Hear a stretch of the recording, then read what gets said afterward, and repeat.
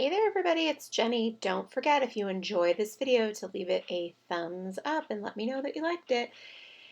Anyway, we are going to plan in my memory keeping BUJO, and I am using these waffle flower stamps. The flowers were so pretty and I've absolutely loved them in other projects, and so I wanted to bring them back. I am creating masks by stamping on a sticky note. You can see it's pretty big, but I just need the top sticky part. So I stamped both of them next to each other up at the top, and then I am cutting them out to get the exact size of each of the florals. I'll use them then to block off other areas so we can have clean overlapped flowers on this project. Now, this is so easy to do. It's really not a big deal, and the stamping doesn't matter if it's perfect because obviously it's not a real project. As you can see, it's just a mask, if you will. So I'm going to open up my Archer and Olive notebook. I have really been enjoying not only this project, but this notebook. The pages are so beautiful.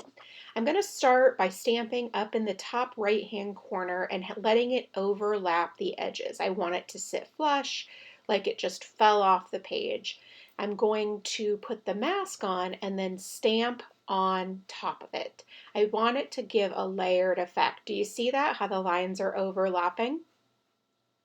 As you can see, a couple of the flowers, the centers, I didn't place enough even firm pressure. It happens. It happens to me a lot.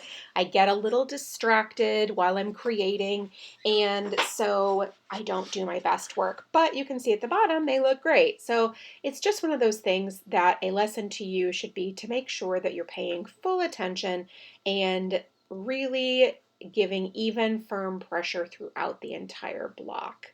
Now you can see the left-hand side is harder to stamp on because there's only a handful of pages there, right? So I place another stamp pad underneath, and that allows me to get a more solid, firm image. It's not perfect. It's still, it can be wobbly in certain places, but it's much, much better than if I didn't have that behind there, and it's been working great for me.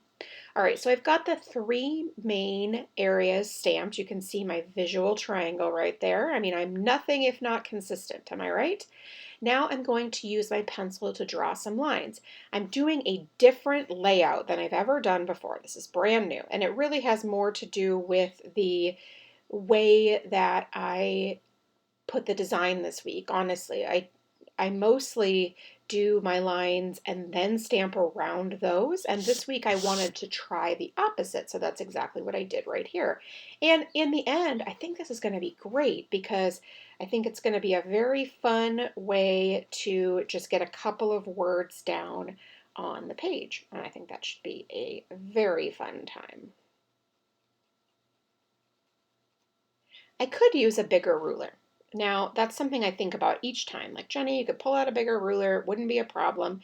And then I always think, no, this works fine for me. And I like the smaller size because it doesn't run into anything.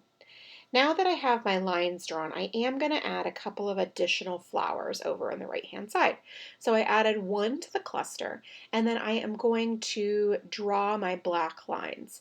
I will still actually add another flower, but I want to do that after I've added the black lines because I want to really have it sit flush against one of the edges. So that's why I'm doing that first.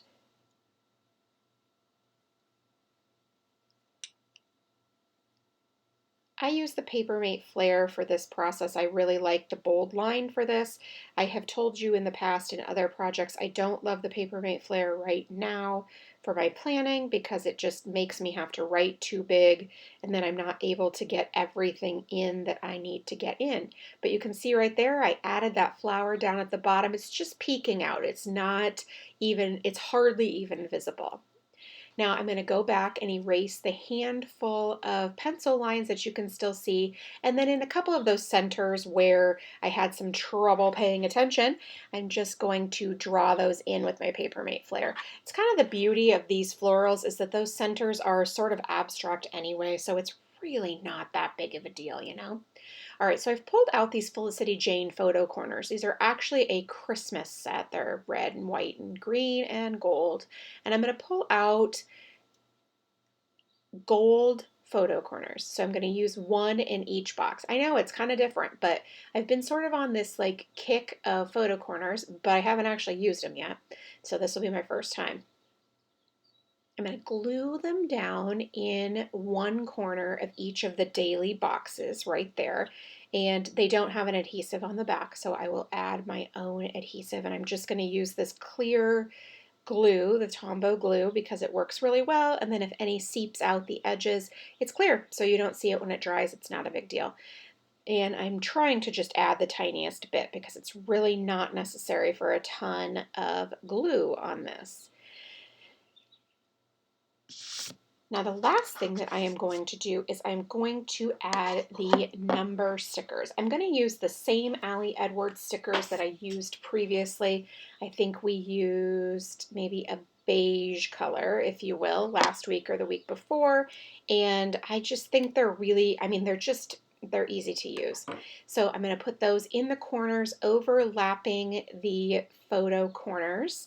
And then those are the dates for this week. Isn't that so fun? I'm really very happy with how this all turned out.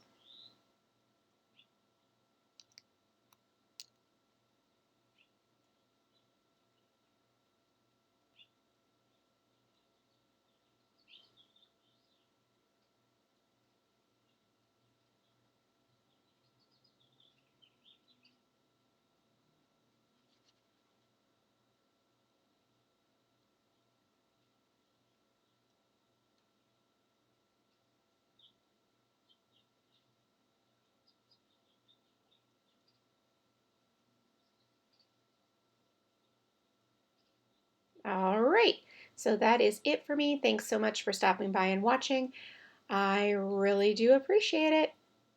If you have any questions, please leave it in the comment box below, and I will do my very best to get back to you. Thanks so much, and make it a great day.